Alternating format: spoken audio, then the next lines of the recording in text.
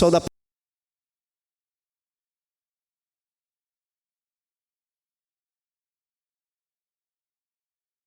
mais perto de mim, disse José aos seus irmãos. Quando eles se aproximaram, disse-lhes: sou eu, José, o seu irmão, aquele que vocês venderam ao Egito. Agora não se aflijam nem se recriminem por terem me vendido para cá, pois foi para salvar vidas que Deus me enviou adiante de vocês. O versículo 6 diz: já houve 2 anos de fome na terra, e nos próximos 5 anos não haverá cultivo nem colheita. Deus, porém, me enviou à frente de vocês para lhes preservar um remanescente nesta terra, e para salvar-lhes a vida com grande livramento.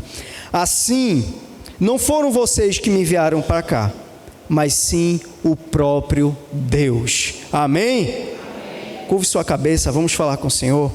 Pai bendito, nessa noite eu te agradeço, Senhor, pela rica oportunidade de trazer a tua palavra.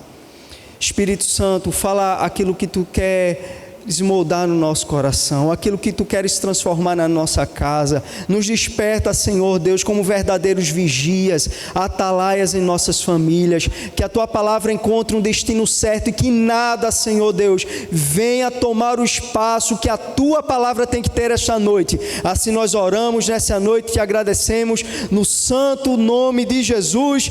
Amém. O tema de hoje, meu irmão e minha irmã, é a mão do Senhor em meio às tragédias das nossas famílias. Fala para a pessoa que está do seu lado: a mão do Senhor em meio às tragédias nas nossas famílias. Se você prestou bem atenção no versículo inicial, e eu fiz uma questão nessa noite. Eu nem assisti a primeira transmissão da campanha, nem a segunda também, que foi o pastor Jair de semana passada, para vir isento. O Espírito Santo que fale, e o que o pregador falou ali nas 2 semanas, que Deus fosse guiando cada dia dessa campanha. E quando eu li, e quando foi me convidado para trazer e estar ministrando a palavra de Deus nesta noite, veio a vida de José. Porque, se você não conhece, eu vou fazer um pequeno resumo. Se há alguém na Bíblia, ou se há algumas pessoas na Bíblia, que se mantiveram fiéis ao Senhor, do início da sua caminhada até o final, uma dessas pessoas é José. Integridade em tudo. Integridade como homem, integridade como filho, integridade como irmão, integridade como trabalhador. José foi poucos da Bíblia que nós podemos olhar e apontar. É difícil encontrar alguma iniquidade na vida daquele homem. A história dele, é uma das primeiras histórias que as tias, e aqui eu aproveito para cumprimentar os professores e as professoras que estão aqui nesta noite. Deus abençoe vocês por esse dia. Mas na EBD, na EBF, lá na salinha, muitos anos atrás, alguns anos, poucos anos no meu caso, poucos anos. Eu me lembro das minhas EBFs, mentira. E a história de José é uma das primeiras histórias que nós ensinamos às crianças, porque ela é de fato linda. A história de José, ela já foi tema de livro infantil, de palavra, de historinha, de teatro, de filmes inclusive. José, o sonhador. Se você se lembra um pouco, ele era filho de Jacó, juntamente com seus irmãos, e alguém muito amado pelo seu pai. José era aquela pessoa que desde a infância nós podemos apontar para ele e falar: esse menino vai dar certo na vida. Sabe aquelas crianças que você admira, que você vê o jeito dela tratar os pais, vê a forma como ela se comunica. Uma criança educada, uma criança, quando você fala, ela lhe obedece, ela não responde. Uma criança que só tira 10 na escola. Eu não era essa criança, provavelmente você não, mas isso não tem problema. Mas José era diferente, e o pai dele tinha um amor muito grande. A história de José, ela retrata de como a mão do Senhor na vida de alguém pode abençoar muitas vidas. A história de José nos mostra que aquelas desculpas, aqueles gatilhos que nós colocamos em nossas vidas de falar: meu Deus, por que tudo comigo dá sempre errado? Meu Deus, por que nada na minha vida dá certo? Por que tudo para mim é tão complicado? Eu não sei você, mas uma época da minha vida eu sempre pensava dessa forma: meu Deus, como é difícil a minha vida.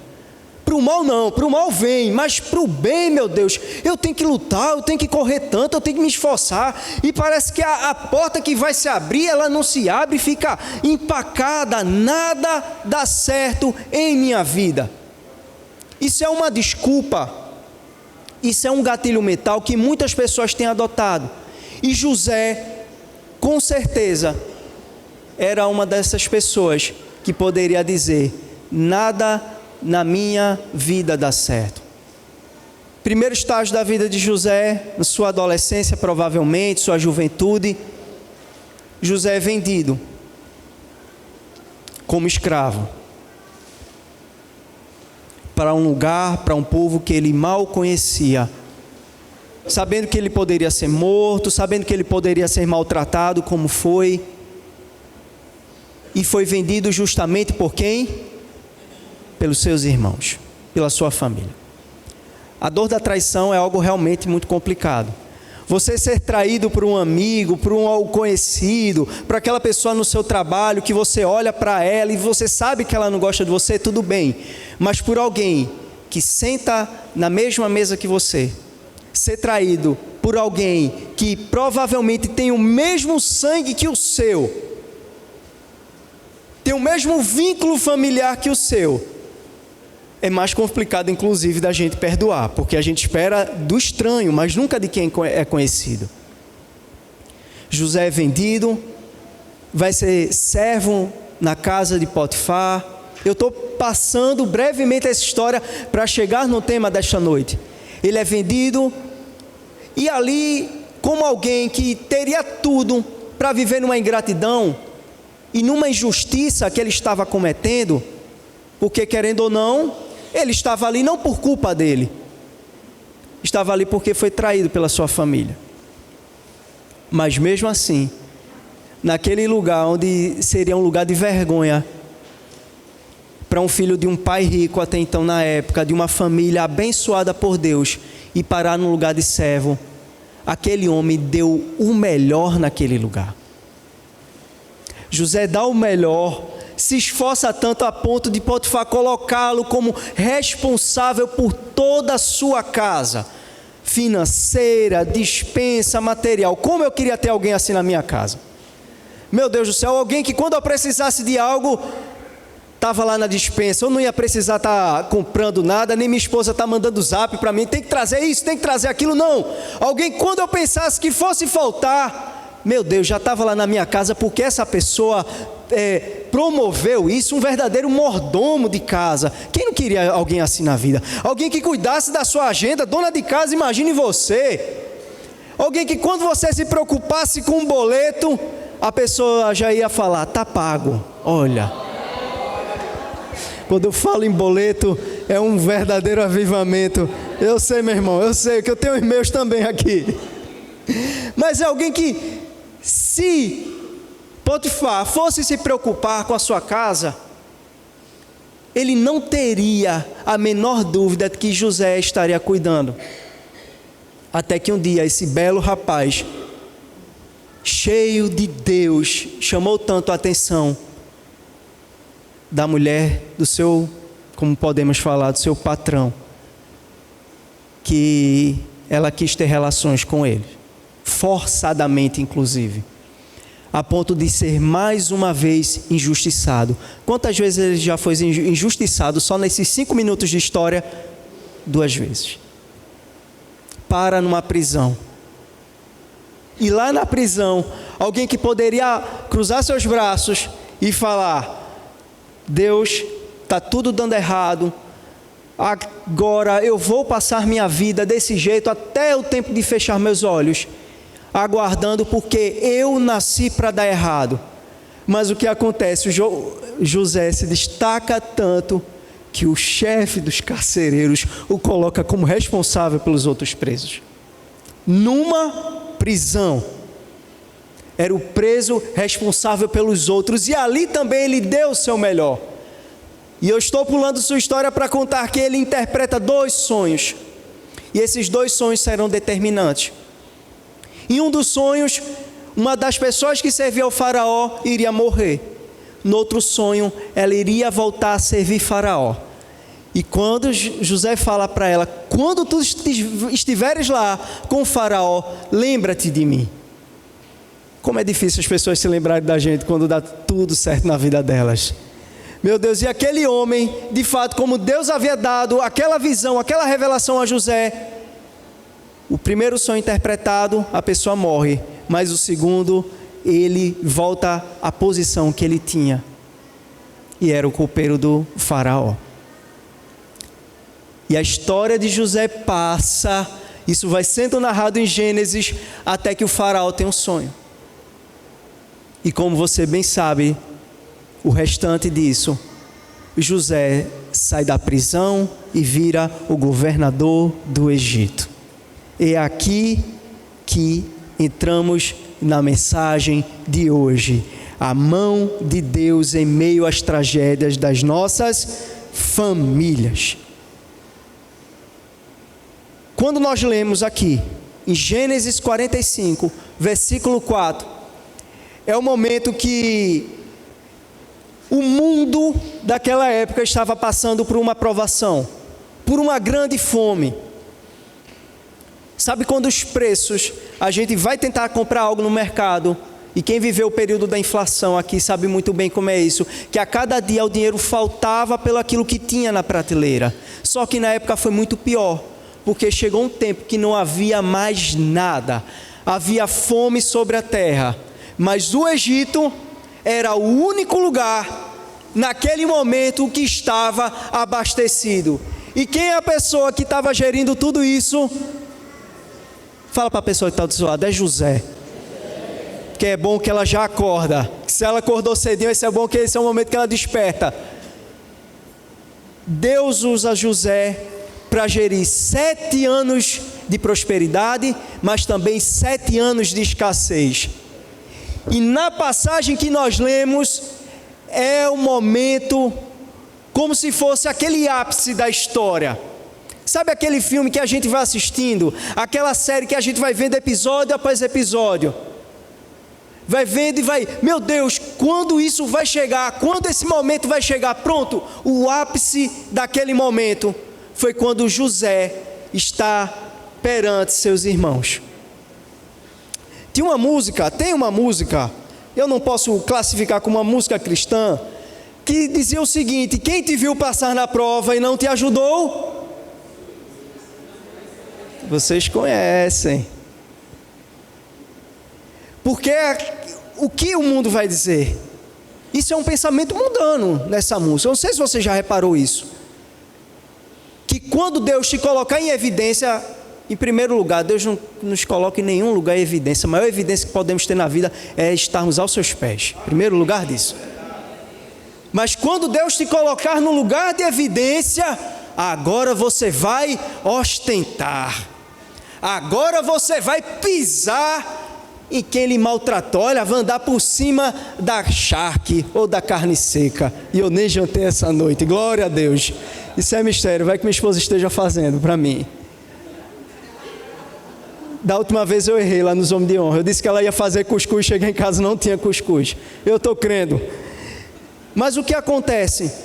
Nesse momento da vida de José, segundo o que o mundo, pelo menos de comportamento, pode nos falar, é dizer: agora é a hora de você humilhar. Agora é a hora de passar na cara. Essa é a hora da vingança, gente. Olha, crente e vingança não combina. Crente que faz vingança não é crente. Amém? Amém. O mundo vai nos dizer isso. Se fosse uma novela de uma determinada emissora, que eu não vou dar ibope, esse seria o momento da vingança. Olha, o ator principal, e a gente torcendo, vai, vinga, humilha mesmo, o povo, o ibope, né? O pessoal clamando que aquilo acontecesse. Mas é nesse momento, no ápice, que alguém transformado por Deus, ele entende o propósito em sua vida.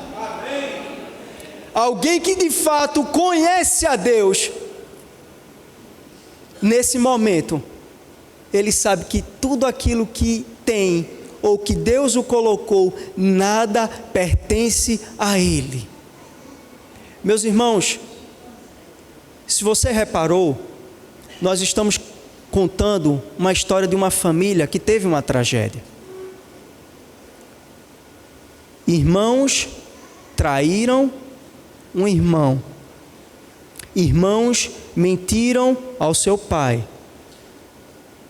Para o pai viver um luto inesperado de um filho amado. Veja a tragédia nessa família. Um dos irmãos de Jacó acaba tendo relações com uma das companheiras do pai. Um dos irmãos de Jacó, nesse meio tempo, acaba tendo relações com a sua própria nora. Era uma família que a gente podia olhar para ela e olhar, eu tenho vergonha dessa família. O seu histórico, o seu passado, e nós estamos numa campanha, Minha Família nas Mãos de Deus. A história da sua família, ela é única. A história dos seus pais, dos seus avós, dos seus irmãos, ela é única. Há alguns episódios da nossa família que a gente pode bater no peito e falar, eu me orgulho de você. Uma formatura de um irmão, de um sobrinho, de um neto, de um filho. Meu Deus, todo mundo tem orgulho de falar, olha, às vezes não ajudou, não fez nada, mas está lá na foto. Que orgulho, minha família tem um doutor. Olha, não se meta, porque na filha um primo do meu primo é um doutor. Meu sobrinho de 4º grau é um médico. Porque isso a gente pode bater no peito e é bonito de falar, meu Deus, que conquista maravilhosa. E é geralmente quando tudo dá certo que aparecem até os parentes que a gente não sabe que são parentes, né? Eu tenho que pontuar esse lado. Mas há episódios nas nossas famílias que nós temos vergonha. Essa família nos mostra que não existe família perfeita. Essa família é a família de Jacó, que depois seu nome é mudado para Israel. E Deus abençoa todas as nações da terra a partir dessa família. Deus abençoa todas as nações da terra a partir dessa família. Com seus problemas, com as suas vergonhas, com as suas tragédias. Eu sei que há episódios em nossas famílias que a gente nem gosta de olhar para trás por conta da vergonha que vem.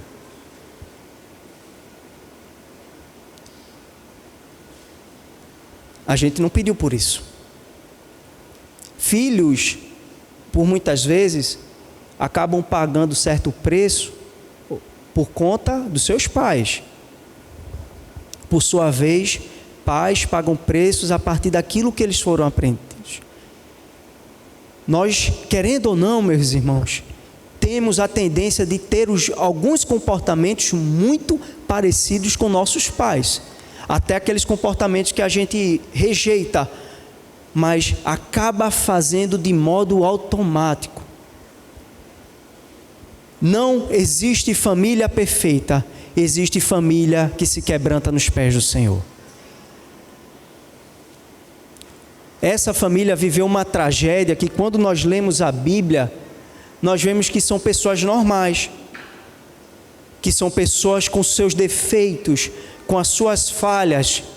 Mas agora, no ápice da história, José está diante dos seus irmãos. E nesse momento, qual seria a sua reação? Às vezes eu gosto de me colocar no lugar de alguns personagens da Bíblia. Porque quando a gente olha o texto, é muito fácil a gente julgar as pessoas. Mas se colocando no lugar dele. Só que nós vemos a partir do versículo 4 que acabamos de ler, e eu espero que sua Bíblia esteja aberta, é o seguinte: no momento que José se revela quem ele era aos seus irmãos, porque devia estar muito diferente, José diz: por favor, cheguem mais perto de mim. Quando eles se aproximaram, disse-lhes: sou eu, José, o seu irmão, aquele que vocês venderam ao Egito. Cheguem mais perto de mim. Se aproximem. Alguns episódios em nossas famílias que a gente tenha vergonha, ou que você talvez não consiga perdoar. Quem sabe hoje é um dia que o Espírito Santo do Senhor está falando ao seu coração, para você liberar um perdão para um parente seu.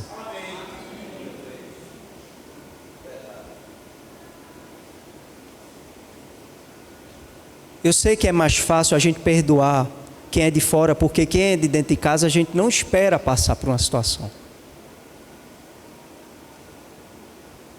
E esses entraves, se você é crente, você crê no Senhor, você é salvo, você é luz nessa sua família quebrada também. José entende isso. Eu admiro a vida desse homem, porque nesse momento ele pede para seus irmãos: cheguem até mim, sou eu o irmão que vocês traíram. Sua família vai ter condições de se reunir nesse Natal, nesse Ano Novo, para compartilhar uma mesa? Isso é algo para se pensar. Há aquele parente seu, há um irmão, há um pai ou mãe, quem sabe, um tio ou um primo, alguém que era muito próximo, mas que aquele vínculo foi rompido, e você sabe que ele está se perdendo, mas não tem nem coragem de caminhar uma palavra, um versículozinho que seja.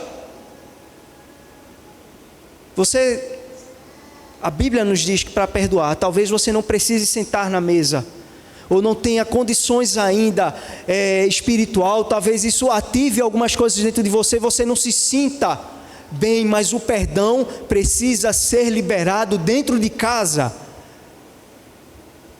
Marido com a esposa, pai com os filhos. A tragédia na família começou a ser restaurada a partir de um momento de perdão. Alguns anos atrás, meus pais tiveram uma grande decepção dentro de uma família, a ponto de perderem uma casa. Não sei se você se lembra daquela situação da casa. Com uma tia e um tio meu. E eu fiquei uns 2, 3 anos sem conversar com minha tia. Até o momento que ela veio até mim. E eu relutando. E lancei tudo aquilo que ela tinha feito. Até que um dia eu a perdoei. Fomos ressarcidos naquilo que nós achamos que fomos injustiçados? Não. Mas o perdão, olha, isso não pertence mais a mim. Esse fardo eu não carrego. Deus começa a transformar tragédias em famílias a partir do momento de perdão. Vamos continuar no versículo 5. José diz: agora, não se aflijam nem se recriminem por terem me vendido para cá, pois foi para salvar salvar vidas que Deus me enviou adiante de vocês. A minha tragédia tem um propósito. Gente, porque a partir do momento que ele pede para os irmãos se aproximarem, ele entende que no momento mais difícil, que tudo aquilo que ele tinha passado, toda aquela situação que ele tinha praticamente jogado.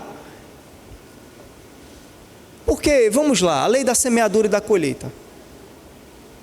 Se você for uma mal pessoa dentro da sua casa, as pessoas dentro da sua casa não vão amar você. Na sua empresa, no seu trabalho. A lei da semeadura é essa. Se você for mentiroso, ninguém vai acreditar na sua palavra.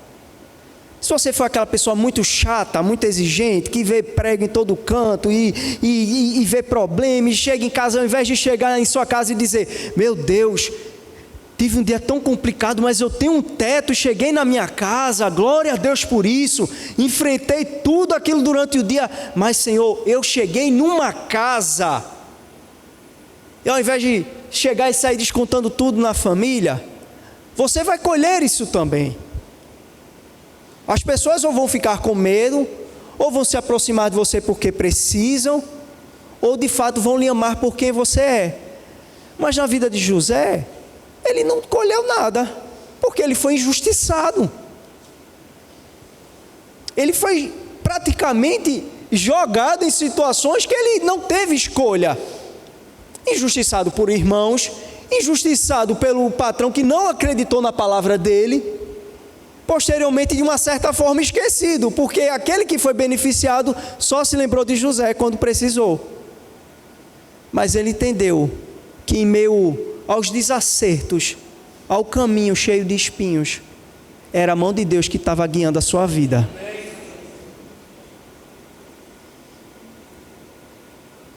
A mão de Deus está guiando a sua vida. Em meio àquilo que você acha que é derrota, derrota, derrota, derrota, derrota, derrota, derrota. A mão de Deus está guiando sua família em meio às tragédias, em meio aos episódios que a gente tende a se envergonhar, mas estão fazendo parte da nossa história, para a gente construir um futuro cheio da presença de Deus. É ela que vai guiando. É a mão do Senhor. Eu passei por um período difícil, de prova mesmo, de financeira, tudo. E com tantos sonhos na pendência, que Deus só me proporcionou algo, pouco antes de tudo fechar no mundo, para que eu entendesse, que era o Senhor me dando testemunho, que enquanto estava tudo se fechando no mundo no período da pandemia, Deus estava me levantando para prover minha casa e mostrar que era a mão dele que estava guiando.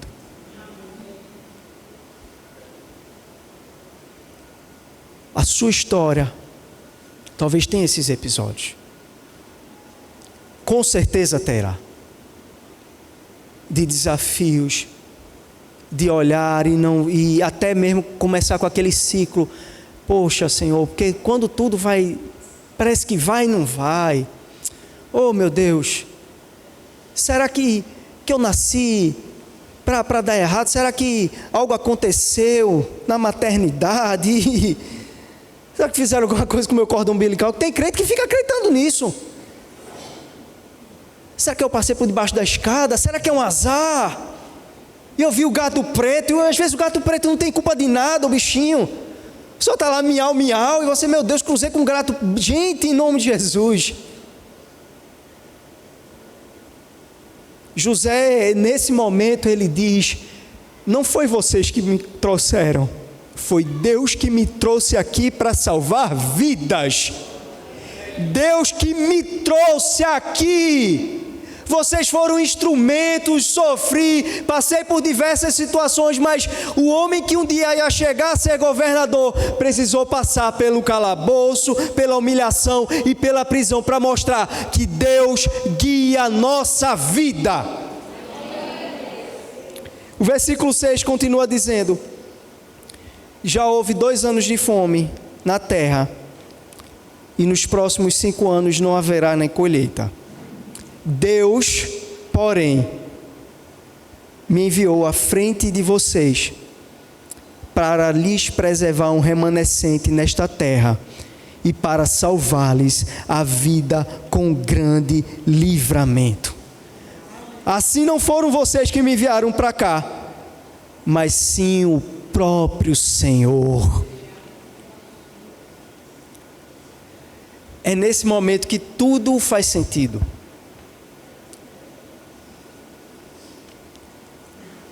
É nesse momento que os questionamentos, eles vão-se embora. É nesse momento que você começa a entender que, de alguma forma, Deus vai lapidando o nosso coração. E eu quero pontuar aqui, que nesse processo de lapidação, José não se afastou do Senhor, José não jogou tudo por ar, José não negou seus princípios. José se manteve firme com o coração íntegro na presença do Senhor, mesmo não enxergando nada. mesmo não vendo as coisas. Porque qual é o normal? O que você espera? Aqueles que trabalham, Deus abençoe seu emprego. Você espera trabalhar para no final do mês receber. A gente já vislumbra o dia 30. Meu Deus do céu, fica... Tudo na nossa vida se resume ao dia 30, ou dia 5, não sei qual é o seu dia, ou dia 25. Depois daquele dia eu faço isso. Ou depois da virada do cartão também é uma estratégia nossa. Mas é porque você espera aquilo que já é certo. Você trabalha, você espera receber. Mas quando você espera por algo que é incerto, eu vou até onde a Bíblia vai. A Bíblia não diz quais foram os pensamentos que passaram na cabeça dele, nem frases que José disse nesse momento, enquanto ele estava na prisão, enquanto ele estava servindo numa casa, ou enquanto ele foi vendido. Mas se fosse o Luiz, por isso que eu coloco o Luiz no lugar, eu iria pensar: Senhor, é a morte agora. É a morte para a minha vida. Acabou. Não tem mais o que fazer. Não tem saída. Eu sou injustiçado, nasci para dar errado. Não tem mais, não tem jeito, olha onde eu estou. O Luiz, eu não sei o que José pensou, mas o Luiz pensaria dessa forma. Só que o Senhor é aquele que transforma a nossa história, a nossa tragédia. A família que está nas mãos de Deus é a família que um dia entendeu que Ele pega tudo aquilo do passado, nos dá as lições necessárias para a gente caminhar por um futuro cheio da sua graça, cheio da sua presença, com direcionamento, não fazendo pés pelas mãos, não fazendo desavença. E se porventura, por isso que eu tenho muito cuidado de falar que Deus vai lhe exaltar, Deus vai fazer, porque eu não sei. Olha, Deus vai lhe colocar nessa posição. Não sei, possivelmente não. Mas eu tenho certeza, a mão dele nunca sairá da sua casa enquanto você estiver firme. A mão dele nunca sairá da sua casa enquanto você estiver dobrando seus joelhos, quando você estiver intercedendo por seus filhos, enquanto você estiver intercedendo por sua casa, esposas por esposos, esposos por suas esposas, filhos.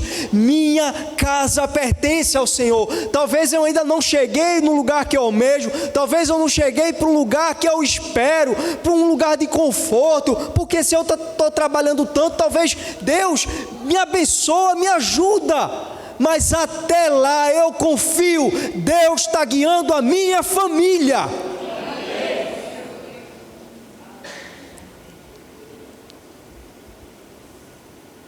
O versículo 8 termina: assim não foram vocês que me enviaram para cá, mas sim o próprio Deus. Tudo só faz sentido quando entendemos o propósito do Senhor em nossas vidas. Deus usa a vida de José, desgarra-o da sua família, para preservar uma nação e preservar uma família, que dela viria o Messias, Jesus Cristo.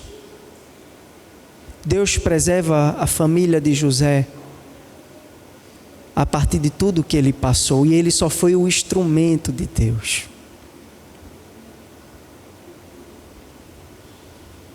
Você tem sido instrumento de Deus na sua casa?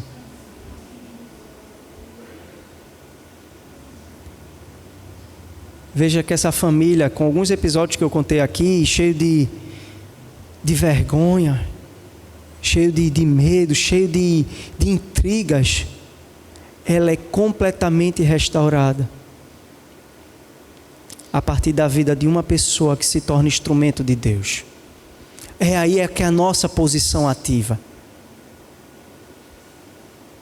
Você provavelmente viu no primeiro dia. Quem viu no primeiro dia aqui da campanha? Mais da metade. Segundo dia da campanha. Você está no terceiro dia da campanha. E eu sei que dentro de casa Possivelmente só é você de cristão, ou você e seu esposo, só vocês dois lá perseverando, ou quem sabe para a glória do Senhor a família toda, mas há parentes a serem alcançados, ou quem sabe a sua própria casa precisa ser alcançada. Sabe, não é o seu filho que você está vendo ele se afastar e não tem nem forças de falar, de motivá-lo, porque ele está se afastando por um caminho, ou já esteja afastado há muitos anos. Ou a sua esposa, seu esposo. Se você está aqui, é porque você confia no Senhor. Continue confiando nele. Não esmoreça, não deixe para trás, não deixe de ser um instrumento do Senhor em casa, que é o lugar onde o inimigo mais investe, silenciosamente, sorrateiramente, ou até de modo escancarado, como muitas vezes acaba batendo nossas portas, mas é em casa que Deus preserva um homem e uma mulher, é em casa que Deus preserva um pai e uma mãe, servo fiel, para dar testemunho, é em casa. E Deus transforma tudo isso que José passou, e ele chega à seguinte conclusão, no ápice da história, para dizer: foi Deus que me trouxe para aqui, para salvar vocês. Foi Deus que pegou a minha tragédia todinha e transformou em bênçãos. Em bênçãos. Veja o poder das palavras. Veja o poder que tem alguém que entende que é o Senhor que está guiando a vida dele. Foi Deus que me trouxe para cá. Meu irmão, é a família sua, essa mesmo, é essa família que a gente não escolheu, mas foi a família que Deus nos fincou, nos regenerou, nos santificou, e é lá que vamos declarar: Deus está guiando nossa casa. Teve uma vez que eu preguei para a base. Quem sabe o que é a base? São os jovens. É difícil pregar na base, é bom pregar dia de terça. Vocês entendem, mas dia de base é estreito, que a todo momento você tem que estar fazendo algo para eles despertarem e não pegar o celular na hora da pregação. Isso acontece. Ou senão, quando eles não estão nem aí para você, que adolescente é a geração millennials, de 2000 para cá. A geração da minha filha de 2020 para cá é a geração alfa. Deus nos ajuda, e Deus ajuda os próximos pastores de jovem com a geração alfa. Com os millennials, com os adolescentes. Uma vez eu preguei para eles, com base em um texto parecido, sobre eu não pedir para nascer, que é uma frase que a gente diz para nós. Eu já disse várias vezes para meus pais. Quando amanhã começava a passar as coisas na minha cara, eu falava: eu não pedi para a senhora ter filho, eu não pedi para nascer. Quando não vi uma sandalhada, vinham umas palavras de bênção, você já pode imaginar. As palavras de incentivo, sabe? Aquelas palavras que dão um chacoalho na gente. Você está pensando que você está falando com sua parceira? Quando não vinha a sandalhada. E de fato eu falei para eles: vocês não pediram para nascer, nem eu também. Mas Deus nos colocou a gente num lugar. Deus colocou a gente nessa família, com esses problemas, com essas questões mesmo, com esses parentes que às vezes a gente diz: meu Deus, é meu parente? Meu Deus, é o mesmo, é o meu irmão? Sangue no meu sangue? Não é possível. Pai, eu herdei de você a genética mesmo. Tem certeza que eu não fui trocado ou trocada na maternidade? Então, às vezes eu queria ter sido trocado, para sair procurando, igual aquele passava na TV antigamente, né, de volta ao lar, procurando a família. Às vezes estava com tanta raiva de pai e mãe que eu perguntava: será que eu não fui trocado na maternidade? Pior que pareço que só com meu pai.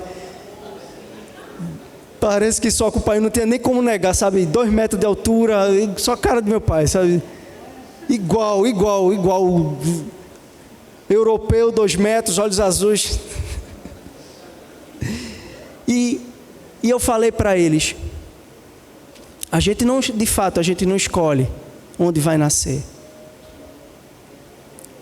Mas nisso, se eu entendo que, como o salmista diz, que enquanto eu estava no ventre da minha mãe, o Senhor me conheceu lá. Gente, esse versículo eu acho muito lindo. Que Deus, na escuridão, no ventre lá, diz que os teus olhos contemplaram o meu embrião. Os olhos do Senhor. É por isso que a gente é contra o aborto. É porque é uma vida lá dentro. É uma vida e a vida pertence ao Senhor. Só Ele dá, só Ele toma. Os teus olhos contemplaram o meu embrião enquanto eu era tecido, enquanto eu era formado. É aí que a gente entende que tudo tem um propósito nas mãos desse Deus maravilhoso. Tudo tem um propósito.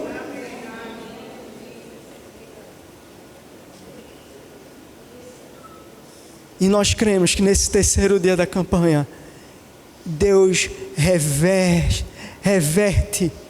as tragédias de nossas famílias para um propósito, para a glória dEle. Eu quero convidar você a ficar de pé essa noite.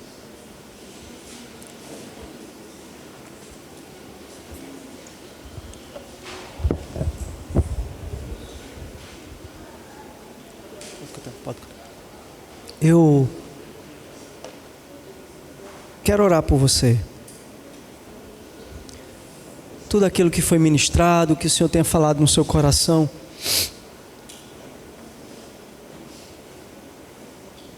espero que você continue firme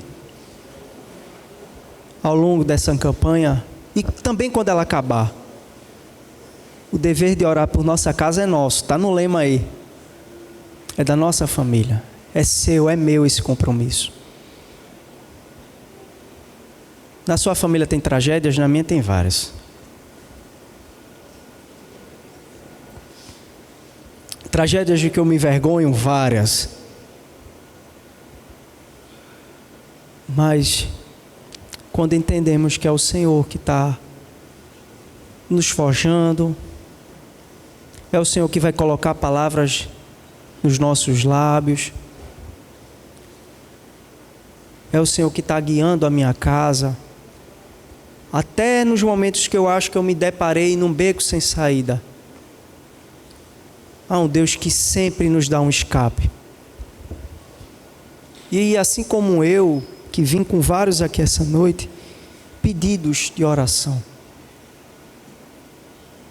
Deus talvez está falando a você, a começar por um perdão dentro de casa. Mandar aquele oi, mandar aquele bom dia.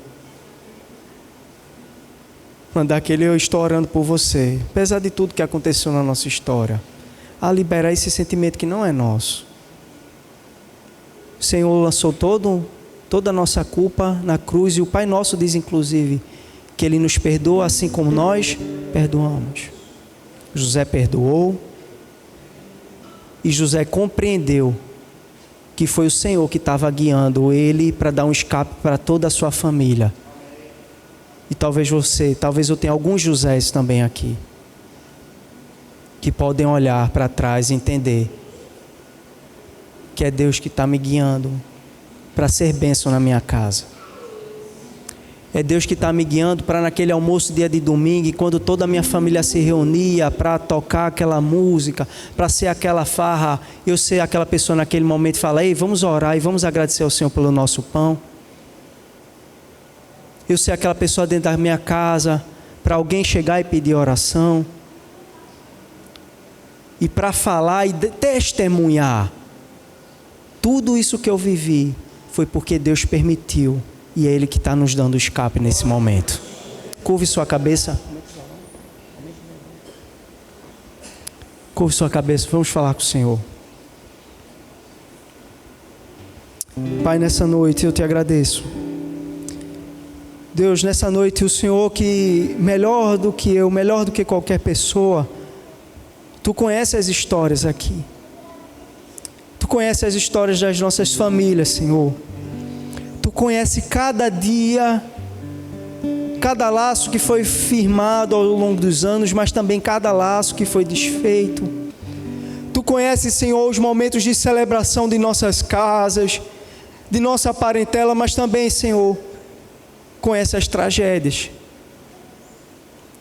Deus, nesse momento, assim como foi na vida de José, faz-nos entender que Tu é que está guiando a nossa história. Faz-nos entender, Senhor Deus, que Tu é que está guiando a minha casa. É Tu que está dando um sentido.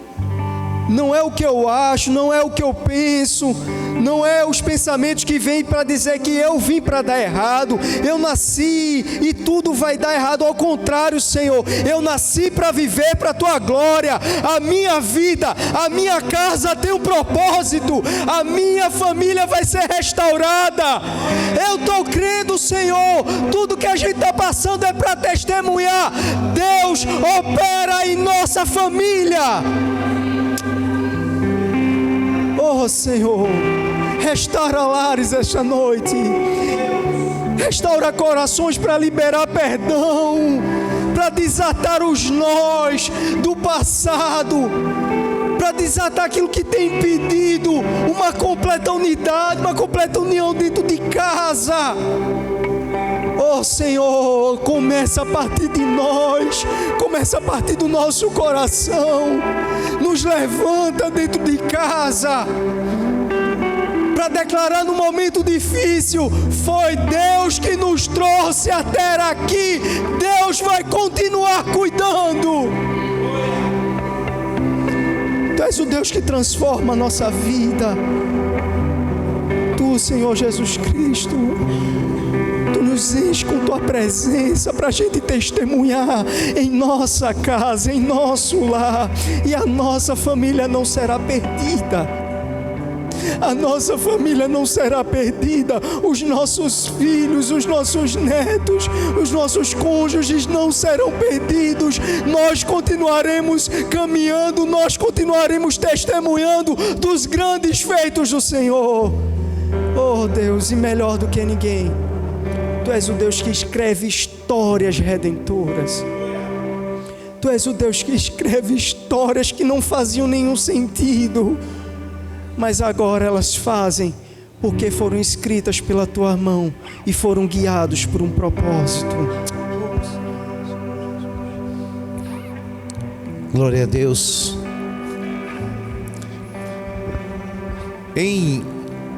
No capítulo 39, você vai ver, acho que no verso 22, você vai ler a expressão assim, que José sabia que Deus era com ele.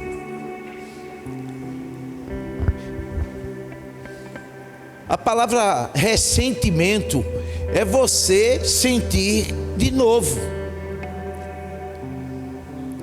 Tem pessoas que ficam presas ao passado, a algo ruim, desagradável, e aí deixa de viver o melhor, a vida abundante que o Senhor Jesus prometeu para aqueles que o servem.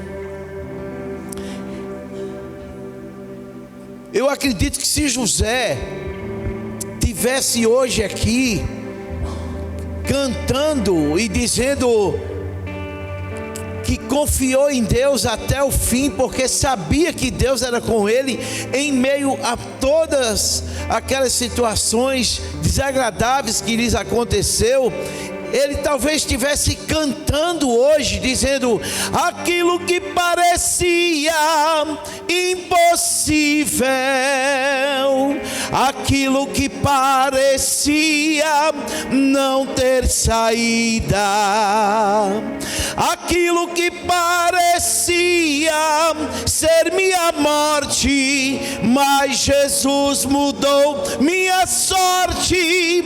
Sou um milagre, estou aqui. Aleluia. milagre. Como o pastor Luiz pregou, cada um de nós tem uma história. Cada um de nós tem uma história para contar. Todas as famílias, elas passam por desventuras, elas passam por momentos difíceis, mas a diferença é que nós precisamos ter a mesma fé de José, de entender que independente do que estava acontecendo com ele, ele tinha certeza: Deus está comigo. Isso é o que vai fazer a diferença no resultado final. E eu gostaria mais uma vez que você, com fé, estendesse a mão agora em direção à sua casa. Escute, abre a tua boca com fé e profetize bênção na sua casa. Profetize a bênção de Deus sobre a sua família. Se você tem parentes distantes, aponta lá para o continente, seja lá onde ele estiver, e declare a bênção do Senhor sobre a sua casa, sobre sua família. Declara a bênção do Senhor, que a vitória do Senhor esteja sobre a tua casa, sobre tua família. Senhor amado, nós não temos dúvidas, assim como José, Senhor, nós estamos nesta mesma fé. Nós cremos que o Senhor está no controle de tudo, que apesar, Senhor, das coisas que nos acontecem, que acontecem na nossa casa, na nossa vida, na nossa família, nós podemos dizer: até aqui o Senhor tem nos ajudado. O Senhor é conosco. É o Senhor que nos tem feito atravessar os desertos. É o Senhor quem tem nos feito, Senhor, resistir ao diabo. Senhor, é o Senhor quem tem nos feito fugir das tentações. É o Senhor, ó Pai, que trata do nosso sentimento, do nosso emocional. Pai, vai na minha casa, vai na minha família, cuida dos meus filhos, cuida, Senhor, da minha casa, cuida da minha família, Senhor, cuida, Pai, cuida de todos eles. Colocamos cada família aqui representada diante do teu altar. Senhor, tu és aquele que não tira os olhos de nós. Tu és o Yahvé Roí, o Deus que tudo vê. Tu és o Yahvé Rafá, tu és aquele que sara. Tu és o Yahvé, o El Shaddai, o Deus mais que suficiente. Tu és o Tzidkenu, o Senhor que é a nossa justiça. Tu és aquele, Senhor, que era, que é e que há de vir. Vem sobre nós, Senhor. Não é uma campanha, é porque o Senhor tem sido conosco. Estamos aqui mais para ouvir da tua palavra e te agradecer pelo que o Senhor tem feito por nós, em nós, e quer fazer através de nós.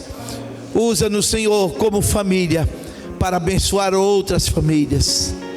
Que a nossa boca, Senhor, não profira, Senhor. Que da nossa boca não saia palavras de maldição, mas palavra de bênção sobre a nossa casa. Por pior que esteja o quadro, por mais crítico que seja o cenário, nós cremos que o Senhor está no controle de todas as coisas. Por isso, Pai, nos rendemos a Ti e queremos dizer que vamos continuar Te obedecendo, Te servindo e Te amando, Senhor. Muito obrigado, Pai. Muito obrigado por tudo, Senhor. Por tudo que Tu tens feito, por tudo que estás fazendo e por tudo que ainda has de fazer em nossas vidas, em nossas casas, em nossas famílias. Muito obrigado, Senhor. Muito obrigado. Que a graça de Deus, o nosso eterno Pai, o amor incomparável do nosso Senhor e Salvador Jesus Cristo, as doces, eternas e fiéis consolações, diga para quem está do seu lado com muita fé, e com muita coragem, diga assim: seja sobre a tua vida, sobre tua casa, sobre tua família. Diga assim: eu abençoo a sua casa, eu abençoo sua vida, eu abençoo sua família, em nome de Jesus. E agora dê uma linda salva de palmas para o Senhor, glorifique o seu nome, exalte o seu nome, porque Ele é o Senhor que cuida das nossas vidas, amém? Terça-feira temos mais, então não deixe de estar conosco. Deus abençoe.